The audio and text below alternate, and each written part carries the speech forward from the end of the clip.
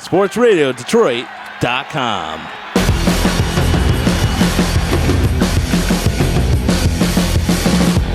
Someone said football, so I come running. What's going on, everybody?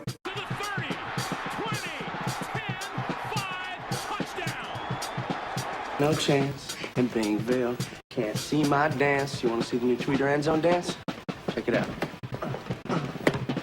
You know what it's called? What? New Tweeter end zone dance. Nice.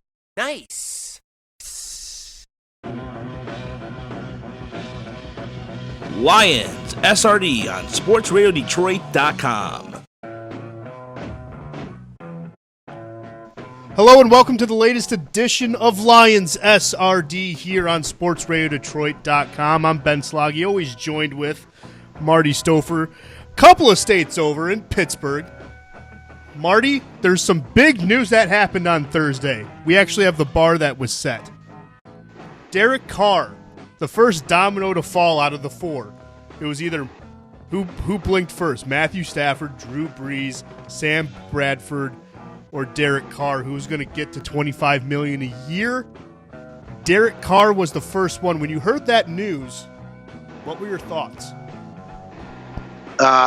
I hate it because I don't think any, and this is my opinion, I don't think any player in any sport is worth $25 million a year. That's an absurd amount of money. Like you'll never see all that. You'll never spend all that. So what is the point? I think it's ridiculous. But as a Stafford fan, that gives me hope because now the bar is set and now we know what the goal is for Stafford. Yeah, no, and it's something that the Lions have been open about it. They've started contract talks. It's basically a matter of when, not if. And when you have something like Derek Carr on Thursday becoming that guy, getting a 5-year, $125 million deal, which previously eclipsed, I'm going to look at it right here, Andrew Luck's deal of $24.6 million. So it only escalated about $400,000, and this is the interesting thing about this. Since Aaron Rodgers made $22 million a year when he first signed his contract a couple of years back, Joe Flacco and the Ravens eclipsed it by $100,000. The next big jump, because Kirk Cousins, I guess, since he's still being franchise tagged, is also a part of the dominoes to fall. He's right now at $23.9 million. And then after that, Drew Brees is at $24.24. So when you're looking at these jumps, the highest jump you really have is $1.8 million between Flacco and Cousins. Outside of that, they're very small incremental jumps. And this is what I totally think the Lions are going to do.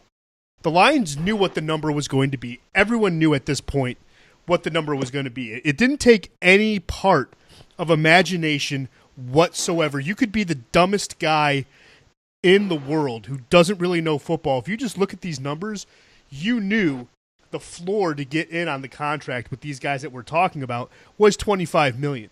But now the interesting part is who takes the next step on that floor? I think, because we talked about this before on Lions SRD, Marty, you still have guys like Golden Tate who want more money. You have Glover Quinn who wants an extension. Ziggy Ansah, whether he's 28 or 30 years old, you still have to re-sign him. You probably will use a franchise tag on him just to kind of keep a one-year barrier, I would imagine. And then you have Matthew Stafford to take care of. And we all know in this league you take care of your quarterback first, no matter what. What do you think the number will be for Matthew Stafford, knowing how Bob Quinn has signed players? You can look at how he handled Theo Riddick. You can look at how he handled Darius Slay, extending them. But they were more team-friendly deals and technically player-friendly deals because they're incentive-laden.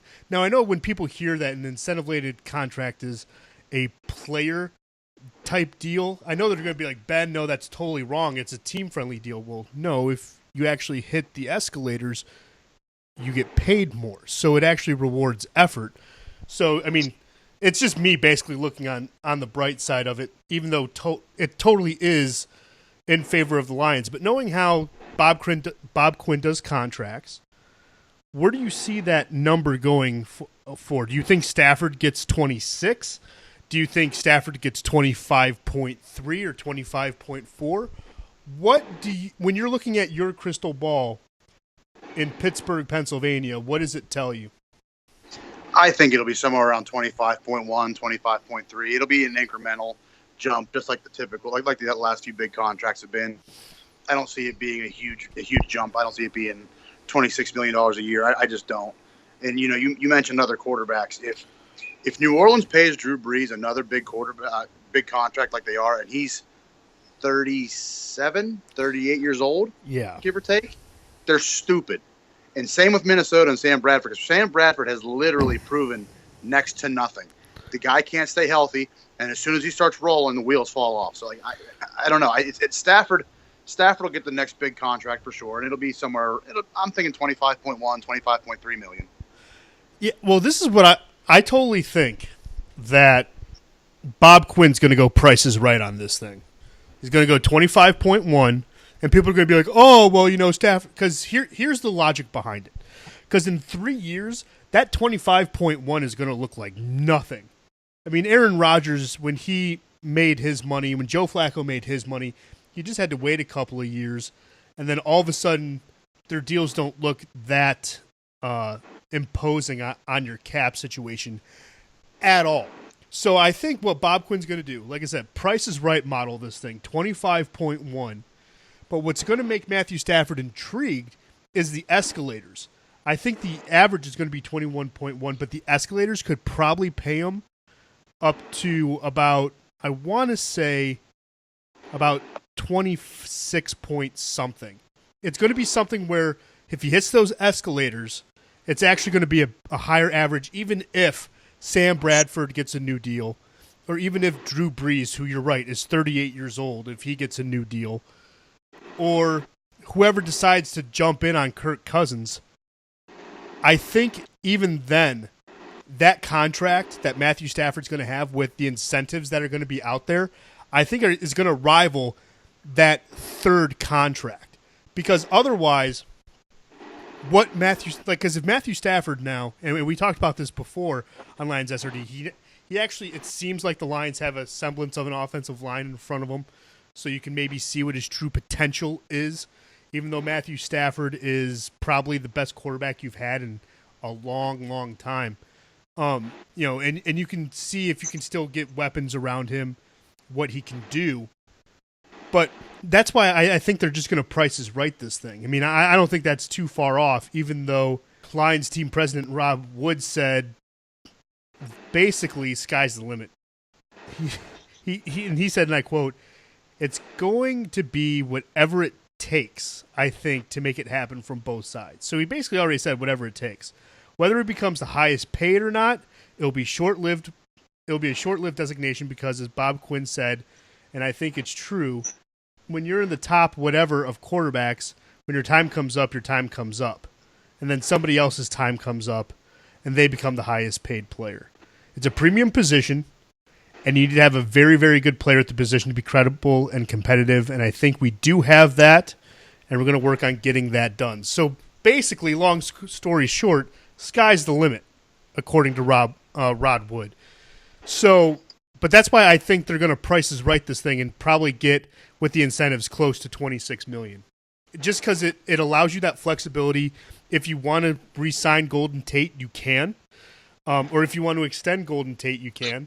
If you want to extend Glover Quinn, which he has been your Iron Man on this defense, that could help, even though I know that there is a player, the name's escaping me with the Lions, though, right now, that we'll get into it because it deals with Tavon Wilson, who is a starting safety, is being sued for an altercation with his ex-girlfriend, who is the mother of his child. So there's an alleged domestic violence cloud hanging over the Lions franchise, which, I mean, if you're a fan of Miles Killebrew, it's going to give him more playing time. But then again, you don't have anyone backing up Glover Quinn, really. So probably the next domino to fall would be Glover Quinn or Ziggy Ansah if you think he can still hit the numbers that he hit in the last couple of years. But Yeah, let's start talking about those other topics, though, really quick. Obviously, with Tavon Wilson, it's going to test the domestic violence, zero tolerance policy that the Lions have been held to ever since Bob Quinn said those words. And we talked about it when they talked about Joe Mixon. Would they really sign a guy who was caught on tape knocking out someone of the opposite sex? Whether it was self-defense or not, it's not justified. What do you think will happen with Tavon Wilson and the Lions? Because the Lions now have a slim margin of error. So, what do you think they do since they have that slim margin of error with Tavon Wilson? Do you think they just wait it out, see what happens? What do you think happens there? I think they wait it out and see what happens. We don't really have anybody right now that can step in and take his position. You look at the free agent market, there's really not anybody there that's credible. I mean, there's a few names out there, but nothing that's going to be relevant. I think they just wait out and see what happens, and then if he does get axed or whatever, however you want to say it, if they find out that he really did do what he's accused of, then I think he'll be gone. Yeah, and here's the worst part, because it's the smoking gun of every one of these cases. It didn't really do in Joe Mixon. I mean, it did if you want to say it made him not a first-round pick. But it did in Ray Rice, because Ray Rice's career is over. Wilson's lawyer told TMZ there's a video of the incident when TMZ first reported this. So the incident stemmed from May of last year that alleges Wilson threw his girlfriend to the ground and punched her in the face, which broke her nose. So if there's video of this, which I don't know why all of a sudden that's the smoking gun, where if you don't have the ability to even envision what it's like for a guy to hit a woman, just be like, oh my God, that's appalling. If you need to see it to actually have that reaction, you're a subpar human being, in my opinion. Yep. But, it's something that I think you're right, Marty. I think the team's going to just play it out, wait and see. But, I mean, if there's video of this, and with the slim margin of error that the Lions have with these situations, you have to at least anticipate that Tavon Wilson's not going to be on your team, right? Yeah, and then you have to anticipate guys like Alex Carter, who may or may not be ready to play that position, might just be forced into a role. So I mean, there's a domino effect to this ridiculous incident. And after seeing the Ray Rice video, however many years ago, I don't think anybody ever needs to see another video like that again. It's appalling, it's disgusting, and we don't need to actually see what happened. Right, but I mean, if there is a video out there, I guarantee, it's going to be seen. If there truly is a video, but again, yeah, you don't need to have a video to confirm what a police report says, because if she had a broken nose, you can't really make that up. So yeah, I mean, video or not, this thing is teetering on disastrous, especially with a weak back seven that the Lions do have. And what also, speaking of weak, Kyrie Thornton, defensive tackle, on Tuesday is going to weaken the defensive front for the Lions because, well, he's suspended for the first 6 games. And if you're wondering what games are those, Ben, well, it's very, very simple. Cardinals, week 1. Week 2, the Giants. Week 3, a finalist for the Super Bowl in the Atlanta Falcons. Then you have the Vikings, Panthers, and then the Saints. So those are the games that Thornton's going to miss for violating the league's substance abuse policy. And he will be back for week 6 against the Saints on the 15th. He's still eligible for off-season practices and exhibition games, which I think is ridiculous. If you're going to be suspended, why do you get to play in the preseason? That's something that's never made sense to me. No, I agree. Because here's the thing, it's so ass backwards. If you're suspended, wouldn't it make sense to see and use those reps to see what the backup has? I mean, you would want to see what the guy behind your starter or the player ahead, in this case, what they can do to not only get those reps, but to actually benefit from that scenario because the exhibition games mean nothing. You don't want to have a guy who, we can just say player A. If player A, who's your starter, is going to be suspended for any amount of time in the regular season, why is he taking reps after? I mean, you can maybe have him play in the third preseason game where most of the starters play in those games for more than a half. But the other 3 preseason games, it would just make sense to have the backup play starting at the starting whistle. I mean, to me, it's always been ass backwards whenever teams do that. But, yeah, Kyrie Thornton's going to be eligible for those games, off-season practices. He played in 13 games last season, started 6 of those 13, had 18 total tackles, had a sack, and had a forced fumble, but he provides depth on the defensive line. I mean, looking through those first 6 games, because he can come back against the Saints. Marty, we kind of previewed the schedule before. The first 8 games of the schedule are not team-friendly. What do you think that impact has with Kyrie Thornton not being in that lineup? I think it's a big impact. Ashawn Robinson, a high draft pick, is still, as of yet, unproven. Haloti Ngata, not the player he once was. So Kyrie Thornton missing time for being an idiot, it hurts the team. I mean, let's call it like it is. The guy was being stupid. He did something that he knew point blank he shouldn't be doing, and now he's not just hurting himself. He's hurting the other guys on his team. He's hurting the other guys on that line. So now we have no clue what to expect. I mean, clearly it's going to be next man up, but who's that next man going to be? Is it going to be somebody we can rely on? Kind of, Kerry Hyder? Are we going to have another Kerry Hyder on our hands when somebody breaks out and has a nice year, or is it going to be just a mishmash of subpar players? We don't know. So we knew what to expect out of Kyrie Thornton. Now we have no clue where we're going to be in those first, what do you say, 6-8 games of the season. Those are brutal games. Those are games we need all hands on deck, and now they're going to be 2 hands short. Yep. I mean, right now, if you look at basically the depth chart, Kyrie Thornton is behind Haloti Ngata, who hasn't stayed healthy since he's been a Lion. So behind Kyrie Thornton, you have Jordan Hill and Bruce Gaston. And that's what you have at D tackle. Left D tackle, you have Ashawn Robinson as your starter, Akeem Spence, Jeremiah Ledbetter, and Ego Ferguson behind Ledbetter. So you do have some depth there. You could maybe, if you really want, you can move in Cornelius Washington, who they did sign to be a starting defensive end, not a defensive tackle. You could maybe move him inside, maybe try to get more athletic on the interior. But it's something that you have guys to overcome this. But I don't know. It's something that, especially with how Ngata can't stay healthy and hasn't really played a full season with the Lions, it's something that does kind of stick in your craw a little bit. Because, if it's a banned substance, why are you taking it, as you said, Marty? But guys do whatever they can to get a competitive advantage, whether it's within the rules or not. I mean, you see it all throughout history, and because if you don't get your paycheck and you're out of a job. So I guess it makes sense from that regard.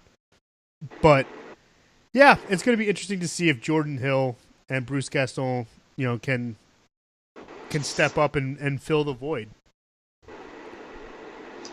Yeah, I want to see what's going to happen. I mean, because you said they might move, and I forget the man's name. You said they signed to be a starting defensive end. Cornelius Washington from Chicago. There you go. So who would be the outside? Who would be the defensive end with Ziggy? Would it be Zettel? Would it be Devin Taylor? Is it going to be a mix of the two? So I mean, it really does. It could be Hyder. You can move Hyder back over there. You could have Brandon Copeland. You could have Zettel. You could. I mean, you have options. Right. So I mean, it's not all doom and gloom. It's just when you have a guy that is slated in to be a specific role or to be a starter, well, kind of a starter, because they constantly revolve those defensive linemen. I mean, you never see too many defensive linemen out there who got too many plays in a row because they have so many options. But when you lose a guy like Kyrie Thornton, who is a decent to very good player when he shows up, I mean, it's just detrimental, and it's very disappointing as a fan to see one of the pieces that needs to be active. He's going to be sitting on the sideline. Yep. Yeah, I mean, and then one final thing, just because it just popped into my head with Stafford and his contract. When do you think they get that done? Do you think they get that done now that there's that base with Derek Carr? Do you think they get that done before training camp at the end of July? I think so. Yeah, I mean the starting blocks are there. The building blocks are there, and we know Quinn likes to have his contracts be performance based. So I think it'll get done around training camp. Absolutely. Yeah, I mean that's what I think too. Just kind of going at it, and the funny thing is, in 2 or 3 years, because people are going to be in an uproar of, the money that's going to be thrown at Stafford, it's really going to be nothing if you think about it. So, yeah, I mean, outside of that, there hasn't been really any other major news, at least around the league and around the NFL, for that matter. Canadian football started this past weekend. Marty, do you try to dabble in that yet or no? No, I haven't been able to catch it. I mean, I see it on Twitter and everything like that, and it's just I want to watch it, but I just haven't had a chance to. Okay, well, that's totally fine. I mean, it's totally a niche thing. It kind of helps you keep football in the forefront of your mind if you really want it to be. But yeah, I mean, it's something that I don't know. I watched the Canadian Football League, and I think to myself, I'm like, this is kind of what the NFL wants to be. It wants to be a wide open game. And the funny thing is, you can't upend a player in the Canadian Football League. If you try, there's a penalty.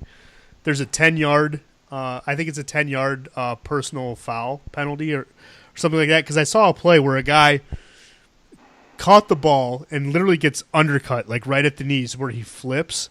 So they got the 6 yards from that catch, and then they added 15 yards after that. And it's all in the interest of player safety. I just think it's funny how it appears, at least on the surface, how Canadian football is almost safer than the NFL because you only have 3 downs. It's wide open. The field is much wider. So, you don't have that much space to really cover, and you're smart about it. I mean, if you don't get close to the 10 yards that you need, then essentially you're screwed. But I don't know. It's just some of the things that you look at, kind of comparing and juxtapositioning the two, because the CFL only has 2 preseason games. The NFL wants to get to only 2 preseason games at that point.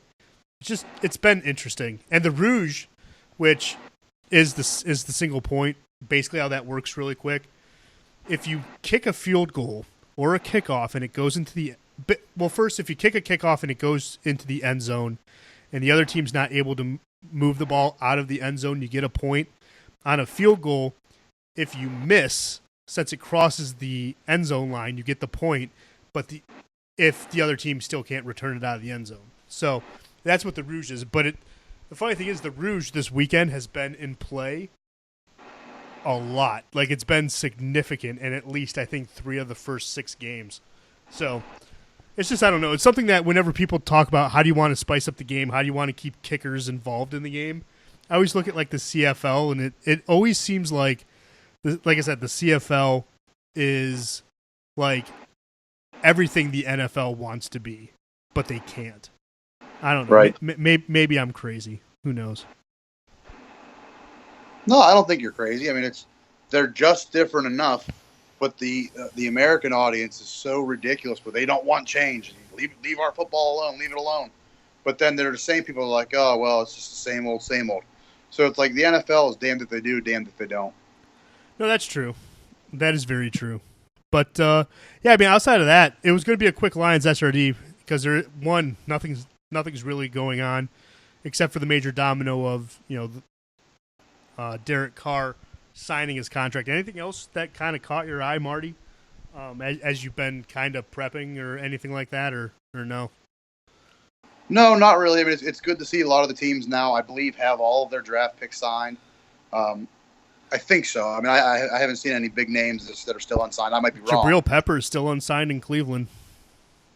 Well, it's Cleveland. It's a laugh factory. What do you expect? Sorry. But I mean, it seems like everybody will be in camp soon, and I can't imagine Jabril Peppers will be unsigned much longer. 3 first-rounders, they're not going to leave those guys unsigned for long. So, but no, I haven't really seen anything major going on.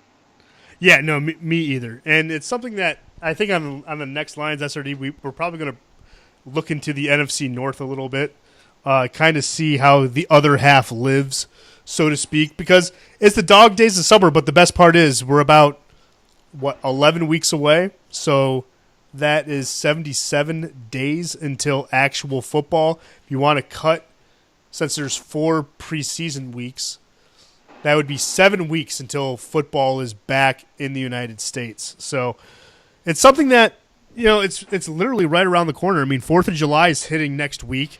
After that, you're in the home stretch because the Hall of Fame game, I think, is August 4th, I believe? Something like that. So, yeah, I mean, after that, football's in full stride until February. So it's very, very close, very, very, it's not very far away. And really quickly, just because I know people are kind of interested, because we talked about training camp. Rookies will report on July 24th. Veterans will report on July 29th for the Lions.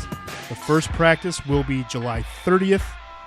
And if you are still unsure of the open dates for when the fans can attend practice, listen to the Lions SRD before this one. Just go to sportsradiodetroit.com, go to shows, go to Lions SRD, and then honestly, it's the one right before that one. And at the end of that episode, we tell you basically when you can visit Lions training camp, or if you don't want to do that, that's cool. Go on DetroitLions.com. They have the information there. Outside of that, there's nothing really else to cover. And Marty, I'll let you do the outro again, just because you had so much fun and you did it pretty perfectly the last time. So go ahead. It made my week last week. Listeners, we say good night.